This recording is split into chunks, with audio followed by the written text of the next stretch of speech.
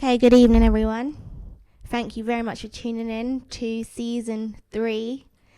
I'm very excited for this one. I want it to be a special one, and so I invited my twin sister on.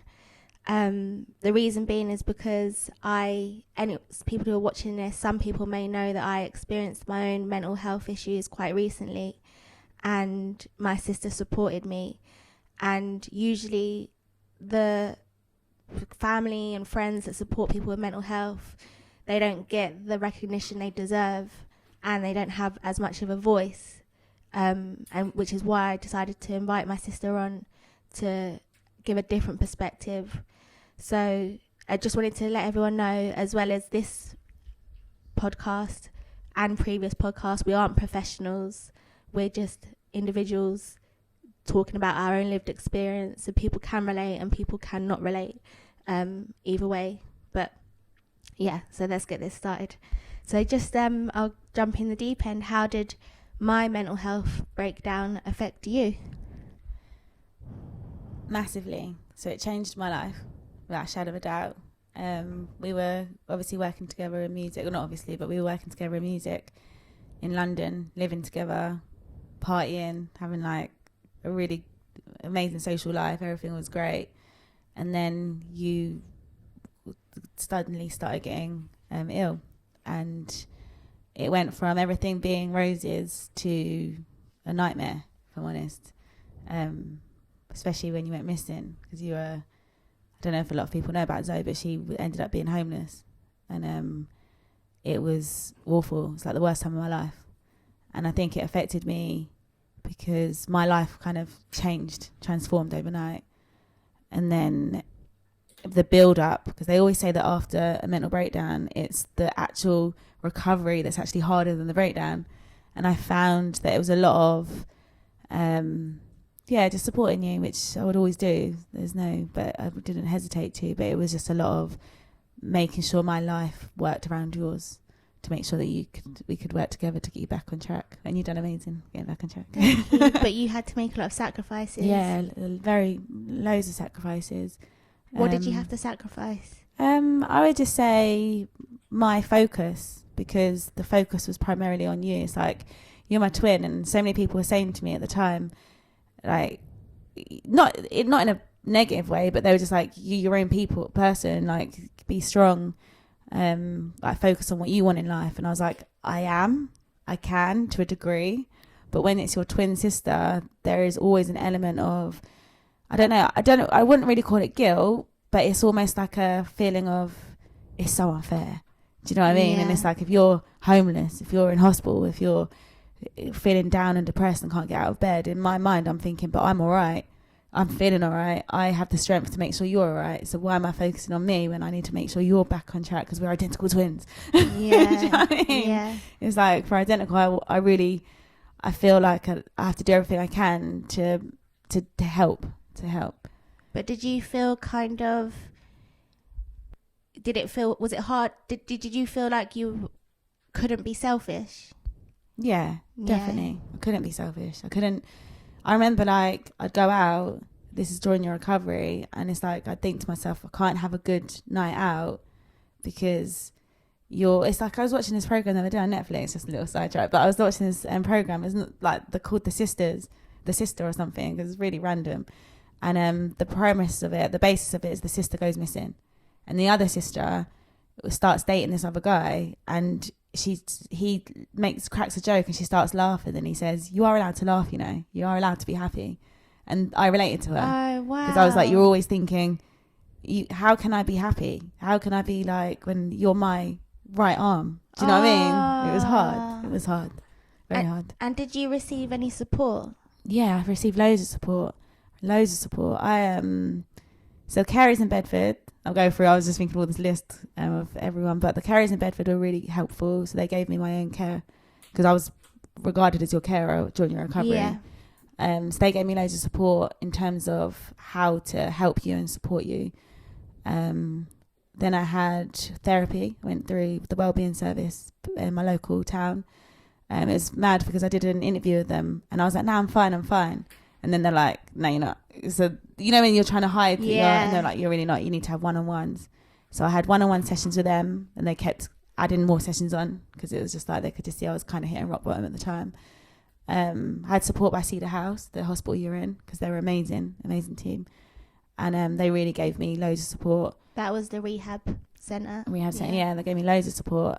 Just in terms of being there and just being like, you're right. And do you know what I mean? I had family, friends, people who, because I kind of was all over the place. I kept moving places because I just couldn't focus on sorting myself out because I was focusing on you.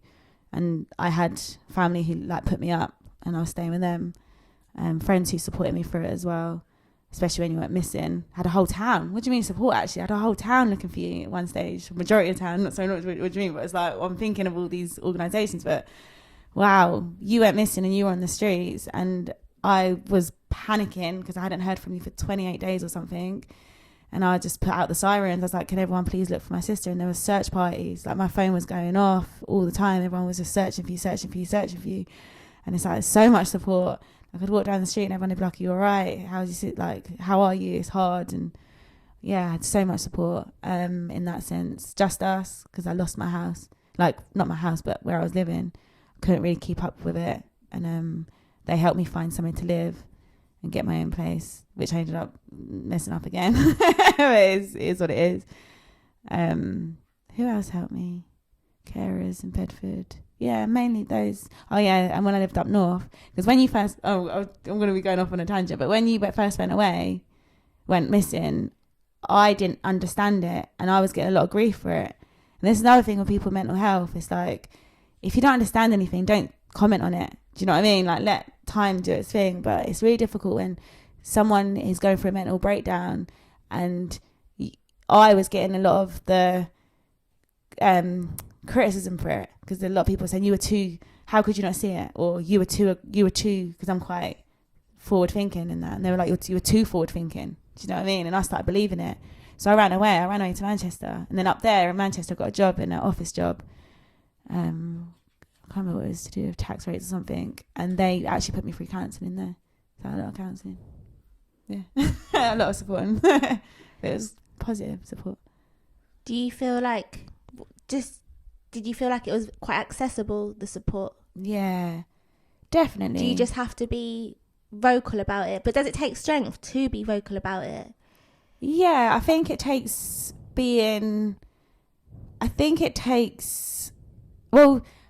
I think it would be, because we're twins, it was easier for me to be vocal because I was always around all these organisations. Yeah. Do you know what I mean? And I was always a bit like wayward. So it was like my right arm was missing. You could tell that something was up with me. Like, when I was up north, they were just like, yeah, you're just like, like, yeah. It's all over the place. But when it comes to actually the organisations, like Cedar House, I was always there. So they could support me. The Well-being service, that was actually through talking about you. Yeah. And they were like, look, we know you need support. Then they put me in touch with the carers. And it's like, it was always like this kind of, this person would help me, and then it would be a kind of, what's the word, ripple effect. If you know what I mean. I'm asking as well, because for anyone who's out there supporting someone with their mental health. Oh, they're amazing organisations. Yeah. Yeah. But you just got to have the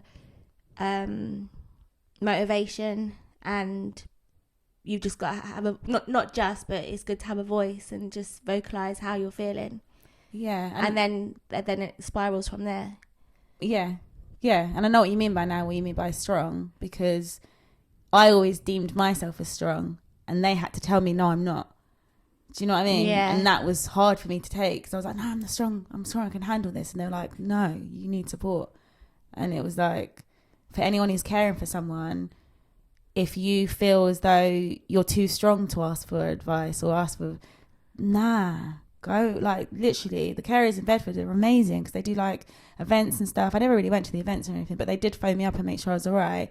They gave me a bursary, like a grant, to go towards my music, to help me through like I was going through, just to keep me focused on what I was really passionate about. And it's like, that's a really good, I felt like they're my back. Yeah. And the wellbeing service as well, like, they didn't just say, we're going to let you do the basics. They gave me a one-on-one counselling service 3 times over. Do you know what I mean? And they just kept saying, we'll increase and it was just all this funding.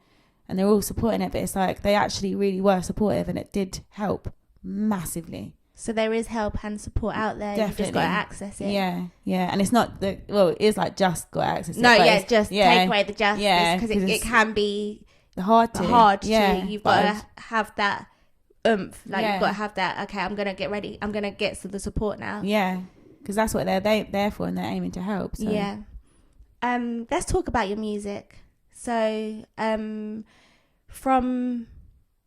we were doing music together, and it's painful, really, isn't it? Yeah, because we were good. Yeah, we were good together. And we went by the name Zoe and Zara, but following this breakdown that I had, you decided to go. Well, it wasn't decided. It was you went separately, which was kind of inevitable. And through lockdown and through this breakdown, you created Roxze. So let's talk about Roxze. Well, Roxze was actually it generated more and was more established during lockdown and everything. But it was Manchester that the name came up, because I just was a bit rock and roll. I ran away to Manchester on a bet. So I was in a cocktail bar and you were missing. And I was in a cocktail bar in Cambridge, and someone asked me, these doctors walked in and they had lottery tickets, syndicate, and they were just like, one of them, I remember her, she was so like, she was the lawyer from the doctor's team, and she was so headstrong, and she was like, all right, don't let life challenge you, do you know what I mean? Like, be strong. She goes, if this lottery ticket wins, we all agreed, I had a few cocktails, then fill your tank up and just start again. And I'm not bad. I wouldn't do that now, but I had nothing to lose. Wow. Yeah, I had nothing to lose. I'd lost everything. You were gone. I'd lost my house, my home, London. I lost friends. Yeah. Through mental health, because that's another thing. Like, if anyone's going through mental health, please do not judge other people. Do you know what I mean? It's horrible. Yeah. So I just lost everything. And I just remember sitting there thinking, you know what? Yeah. And then I won £12. We didn't actually specify the amount. So I filled up the tank and I just drove to Manchester with nothing. Like, I was like, I'm going to start again. Had a little bit of savings.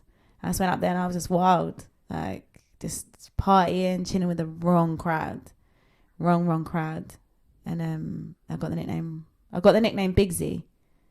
And then they were like, and then it just kind of gravitated to, well, you're really rock and roll, Zara, Roxze. Ah. Roxze. Oh, wow. Did you not know that story? Oh, I told you. No, wow. So, wow. And from there, you've created so much new music. You've worked with so many different artists, and you're a gigging artist. Yeah. So where do you gig? So gig locally. So we've got gigs in kind of St. Peter Street in Bedford, cocktail bar.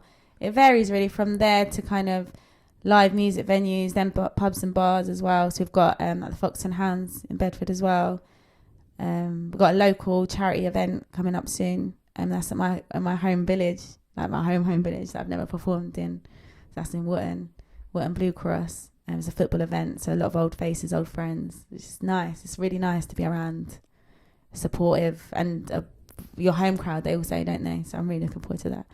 It's interesting because you've said that you received a lot of support, but you also, like you said, with mental health, and I've experienced it as well, that not everyone understands it, and there's a lot of stigma surrounding mental health, and it's not really until you go through it do you really understand it.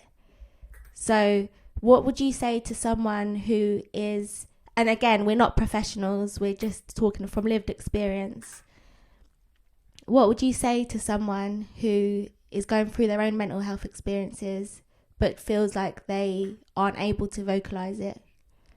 I would say, well, it's difficult if they're going through, because sometimes you don't know you're going through it as well. So it's like, it's difficult when you're in a dark space. I've been in some incredibly dark places. It's like I went to Manchester to just forget it all. Do you know what I mean? There's, you're trying to get upset. Yeah, I went to Manchester just to be like, am I going to do this? Yeah, no, keep going. You're doing really well. Yeah, I went to You're doing Manchester really just well. to forget everything because I was like, I ain't got time for this. Do you know what I mean? I can't do it because when you got ill, I got a lot of blame.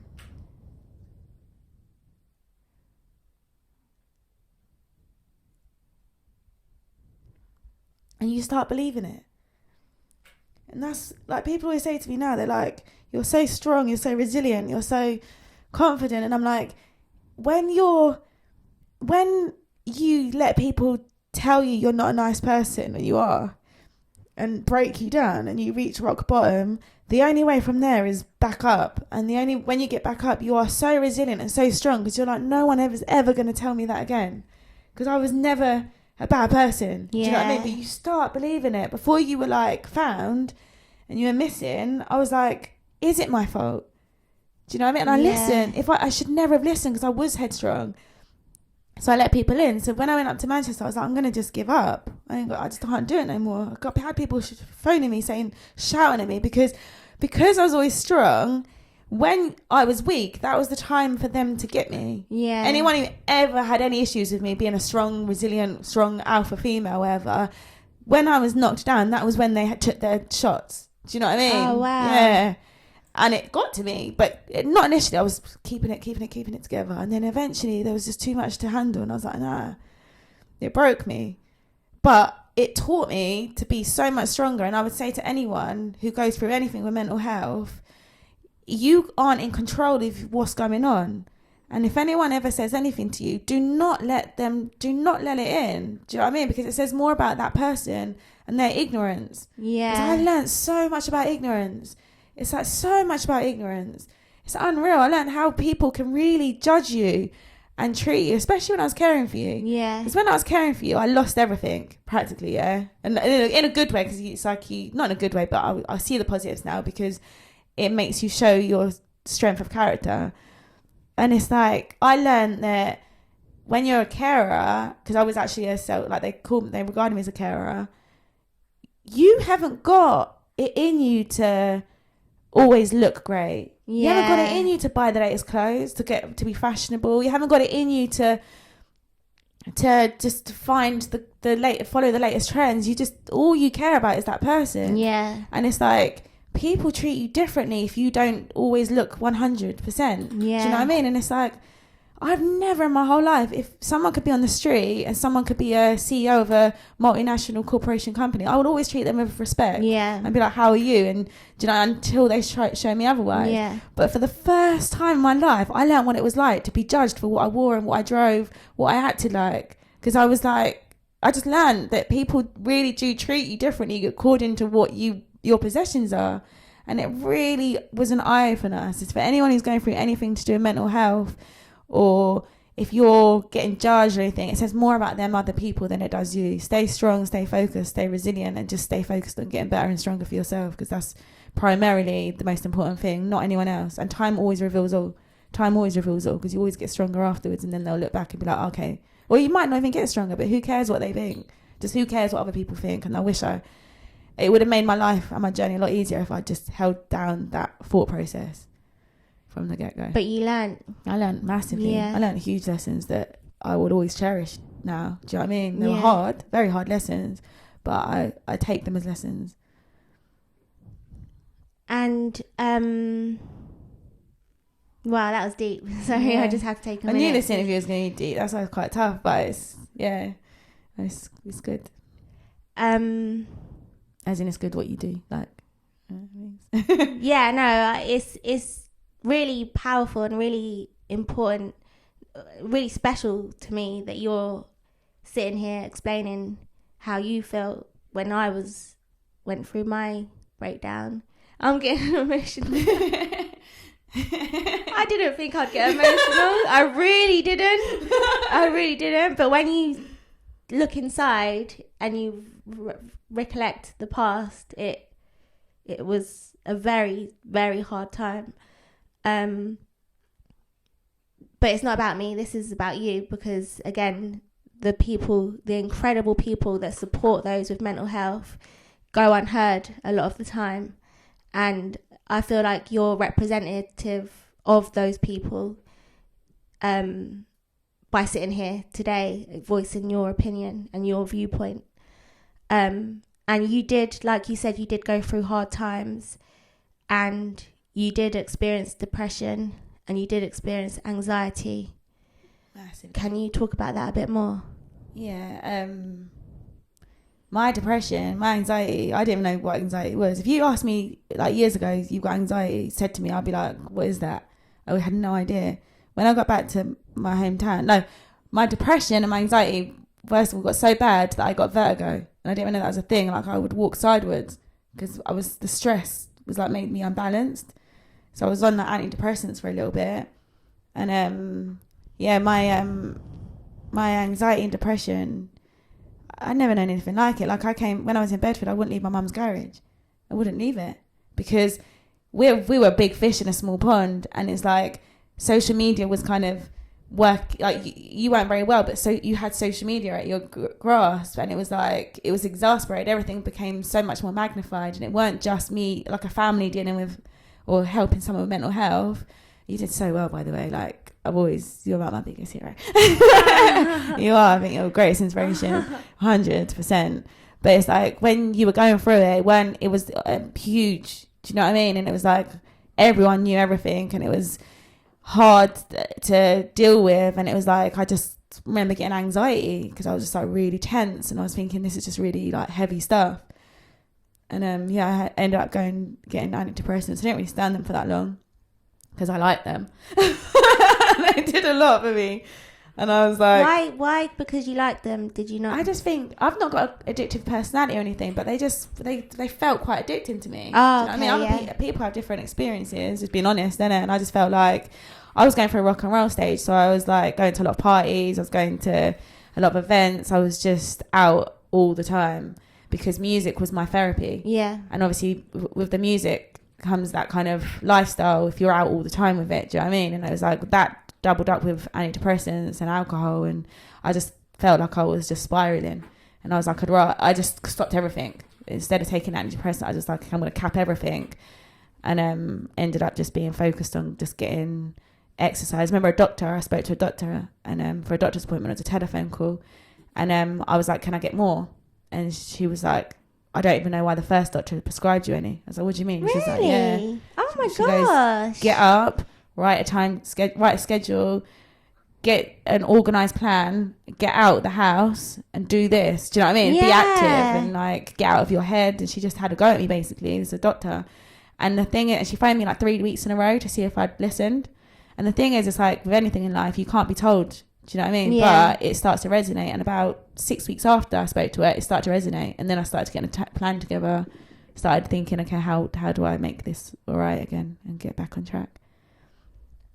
And did you know, I think you said already that you didn't know you were in a dark place. Or you did know you were in a dark place. I knew I was, but looking back, I was in a really bad way. Yeah.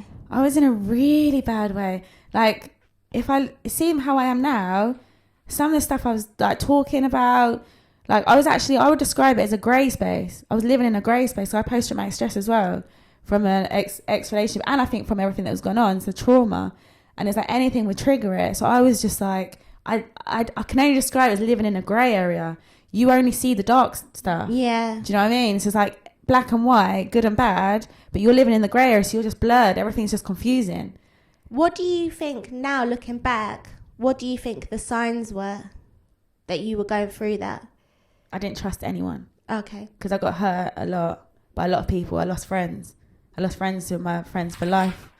I've got a little puppy. I lost friends who were supposed to be friends for life. Let me pick him up.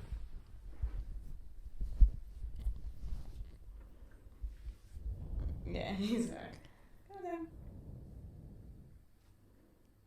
Meet our mascot, Major. Yeah, I lost friends who were supposed to be friends for life, and they just turned their back on me. I lost an ex-boyfriend who just literally decided to make it. That's it. He didn't help me. He didn't support me. He wasn't the nicest guy in the world, in a nice, positive relationship. So I just didn't trust anyone. People who like were supposed to have my back and didn't understand that you had mental health, I lost trust in them. Do you know what I mean? Because I was like, you're supposed to support me. You're supposed to be there for me. And you've literally just turned your back on me. So I feel like how to describe it? I just didn't trust anyone, and that was a trigger. That was a sign, because I'd go into environments and I just needed a lot of reassurance. Okay. Do you know what I mean? Yeah. I needed a lot of reassurance because I was broken. I was hurt. I was just like struggling. Couldn't focus. So like when I was talking to people, I just couldn't like hold down a conversation. It was just a really heavy time. Really heavy time. Okay. And you shared the quote, "I think the most beautiful thing in the world is watching the light come on in someone's eyes after they've been lost in the dark for so long." It took a lot of years for my light to come on, and it took years. What kept you going? You. That sounds so corny, don't it? Oh, see. But you, 100%. Because the thing is, you used to always, someone told me, one of the carers support, she told me it. She was like, I was like, Zoe's really depressed, because you were really like, you were suicidal. Yeah, you were like on numerous occasions, like for years. Yeah. Do you know what I mean? And I used to say to her, how do I get Zoe out of this headspace? And she said to me, hold on to that 1%. Because I'd say like only 1%, there'd be a glimmer of hope on Zoe, the old Zoe. And she kept saying, hold on to that 1%, even if it's 9. And I said that to you a few times, didn't it, when you were depressed.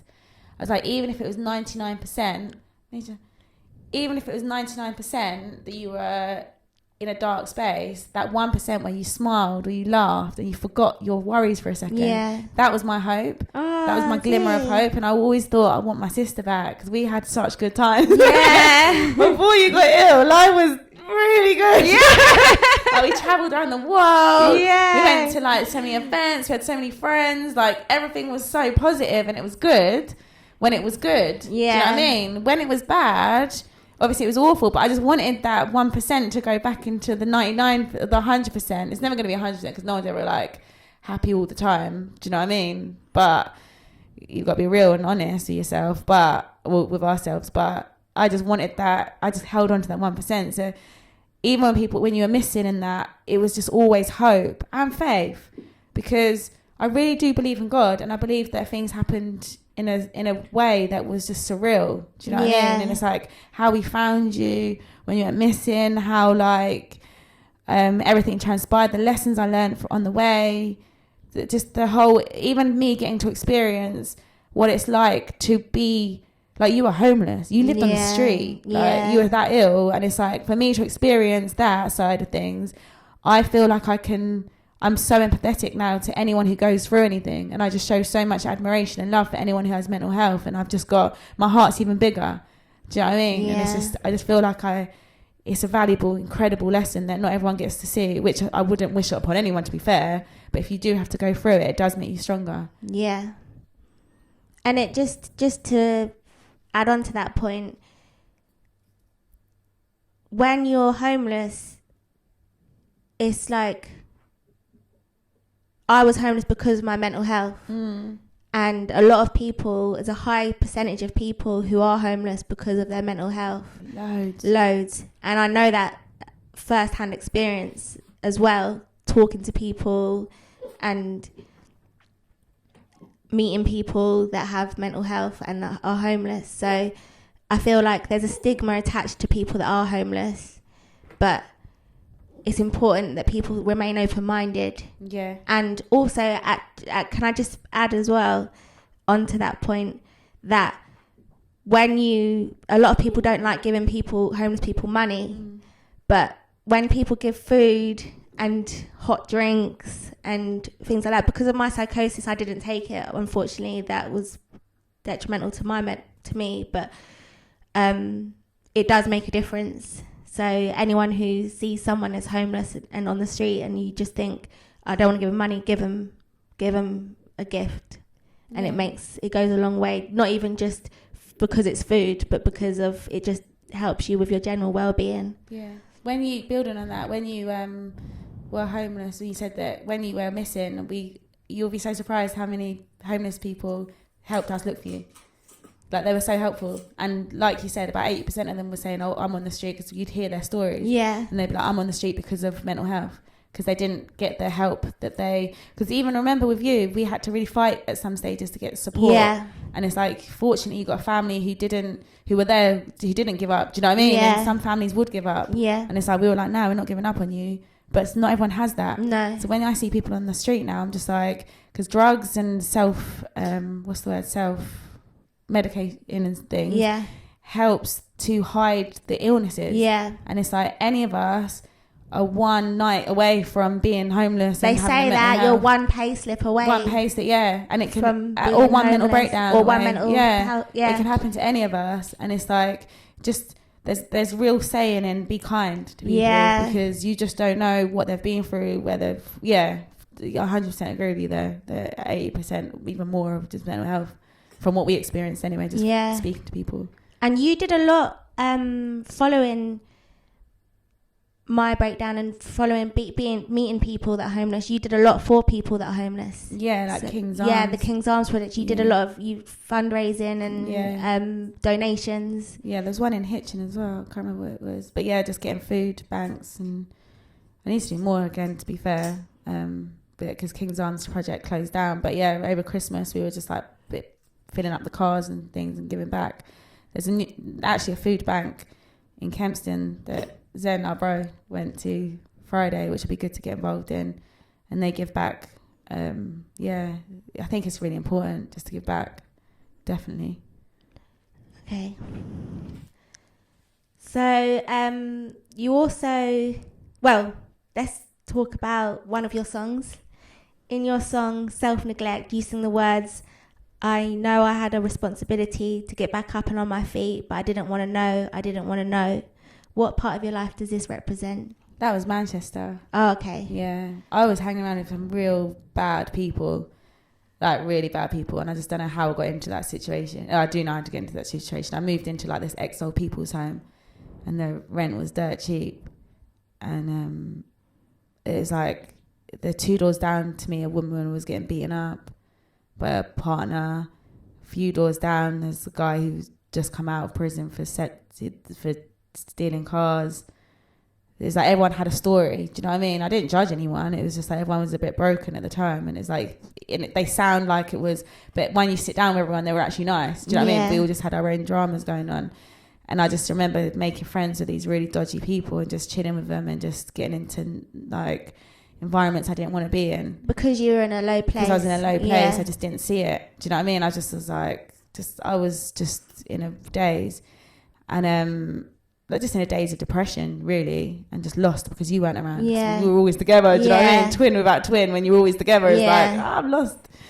And I just lost my way. And I always knew, because I'm an LSE graduate. Do you know what I mean? I got one of the best. I was like a really good degree. That's the third best uni in the country. Yeah. I did really well. Like, I was working in politics. Working in Parliament. Like, I'm an educated woman, and I knew I was an educated woman, but I was just a lost little girl. Yeah. Do you know what I mean? At the time, and it was like I was supposed to. I knew, like, from societal kind of expectations, I needed to get myself on track, but I just didn't have it in me. And I was just like, I'm just gonna just while out, and I was working in different bar jobs up in Manchester. Kept getting a job, quitting, quitting, covering my rent, then quitting. And then just to know, I was just lost. And usually when you're in a lost place, you do things that you wouldn't normally do.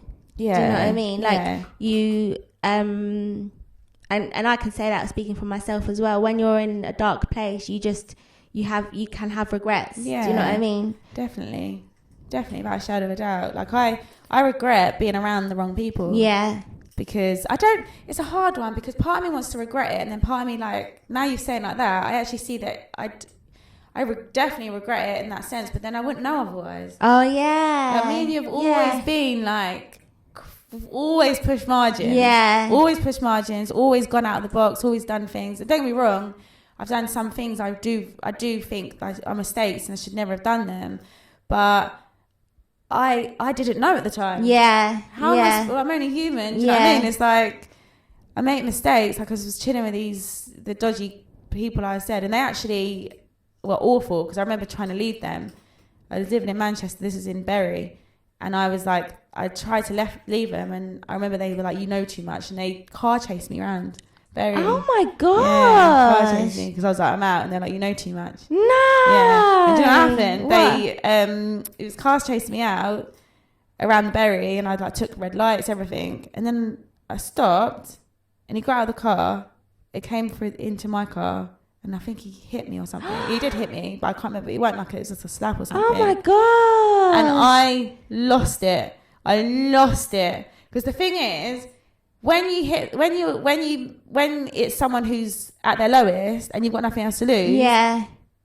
You ain't got nothing to lose. Yeah. And that's scarier than someone who is going to take your crap. Yeah. Do you know what I mean? So I lost it, and I just remember just going, right then, and just attacking. And then I was like, you do that again, and he got scared.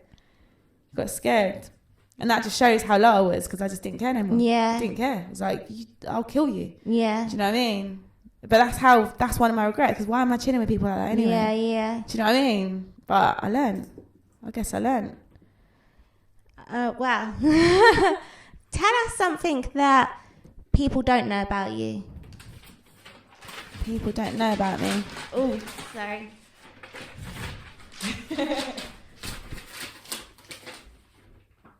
That gives me time to think. Tell me something people don't know about me. I'm really, really, really, really soft. You are. And people don't know that. No, people don't know that. You're They don't so soft. They don't get it. I'm really shy. Like, shy and soft in terms of, like, if I see a spider on the floor, I won't kill it because I don't want it to die. Do you know? Yeah. I feel bad for it. Or it's like, I will give to homeless people, or I've got the puppy there now, and I'm just like, my heart goes out for him. But I think because, like, I stand up, because I wear all these outfits, like dominant, kind of strong woman outfits, do you know what I mean? Sassy outfits. Because I ride a motorbike, because I drive like any car going, because I'm like really outgoing in that sense. Even my voice sounds quite strong in that sense. People misconstrue it for confidence or strength. Yeah. And it's like, I'm like really, really, really awkwardly shy and awkward. Yeah, you are. Yeah. So if I go to a party and I don't talk to anyone, everyone thinks it's because I'm being rude. It's not. It's because if it's not about music, I just want to be like on my own. Yeah. Do you know what I mean? Yeah, but I've got the biggest heart. Like, I love seeing people do well. Anyone, do you know what I mean? I just want everyone to reach their happy place. And I just love love. Yeah. I love love. Yeah.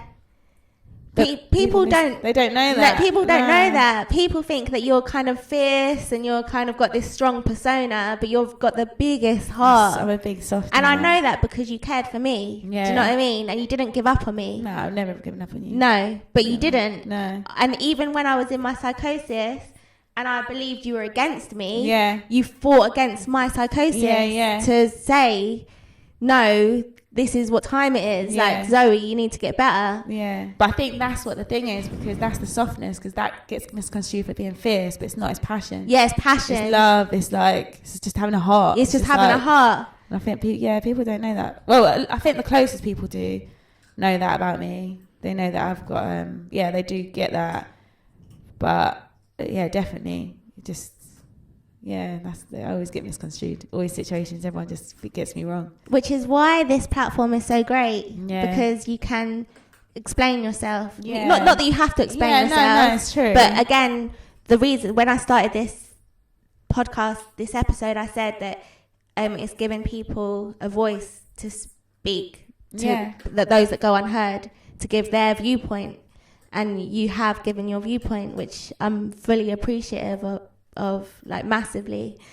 But with what I Can Relate, it is primarily about mental health. That's the aim, is to kind of break the stigma of mental health. Yeah, it's brilliant. I love this platform. I think you've done so well. Oh, thank you. Well, again, something else people don't know about my sister is that I had the idea of the platform, but my sister built the platform. Right. Teamwork. Exactly. Twins. So, but yeah, so closing words for someone who is supporting someone with their mental health, what words of wisdom, I'm not going to say advice because again we're not professionals, we're just talking about our lived experience, but what words of wisdom would you give to someone who is supporting someone with their mental health? I would say stay strong. I know it sounds generic and kind of, we've heard the cliche to a degree, but I would say stay strong, and remember how important you are to that person. Do you know what I mean? Because like there were times when you were in such a dark place and I felt like you weren't seeing the support that I was giving you, but then I knew you were. Do you know what I mean? Like I was like, but of course you know that I'm there for you because it's love. Do you know what I mean? It's like, and you don't have to get a thank you. You don't have to. Obviously, we know there's gratitude. We've always been cool with each other. There always has been thank yous. I'm not saying there isn't, but I'm just saying there are times you don't get them thank yous. Yeah. And it's those times that the hardest because you're like, I'm doing all this and I'm making sure you're getting up every day and you're all good. And I'm tired myself, but it's like, it was just for the greater good and for love. And it's like, it shows more about you as a person because it shows that you're strong. It shows you're resilient. It shows you're like you can do it. Yeah. Do you know what I mean? And I just say, stay strong, stay focused, and try and stay positive and surround yourself with support bases. If there's organisations, dare to reach out. Let those around you know that it's hard. Like, that's one thing I think I left a bit too late because it did fracture some relationships of mine because I left it too late to say this is hard. Because people think, again, that I was handling it all right. But it's like, another thing actually, building that, the loudest person in the room is often hurting the most. So when Roxze was created and I was doing all these loud kind of, these deliveries of like big music videos and everything was like loud and big and brash, that was because I was hurting and I was hiding it. So it's like, just because I walk into a room and I'm wearing this big fur coat and I'm just like with shades on and I'm like, yeah, I'm here. That's usually because I'm hiding how much pain I am. Not now because I'm feeling great and I do love that look. But at the time I was loud because I was, puppy, I was hiding from the reality of it all. Do you know what I mean? But I would also say stick to what you're working on. Like keep things for you. It's like I'm so fortunate that whilst things were bad, while things were bad, I got my qualifications. Like I was still doing like music teaching, my tuition. I got my qualifications. I carried on studying. I was doing these things, and my head was not even in it. And I was getting them, and I was working, and it was growing, and it was getting stronger. And I was stayed focused on doing that for me. And I'm so grateful that and you gave me space to do that. Do you know what I mean? Because you were always like supporting me. I was supporting you, but you were always saying, "No, do what you need to do." And you were encouraging me to do my qualifications aside of everything. So I would just say, yeah, I think ultimately stay strong, but also don't ever listen to whatever anyone ever has to say about mental health or what you're going through because it's your journey alone. Stay in your lane. The right people understand, the wrong people don't have them around you. I just want to close as well. I didn't plan to close on this note, but I just want to say that I'm overwhelmed with how supportive you have been with my mental health. And I was suicidal at times, and I wouldn't have got through it without the support of you, my family, my friends, and you being my twin, being the strongest link. You changed my life, and I just want to say thank you. How easy. No, me too.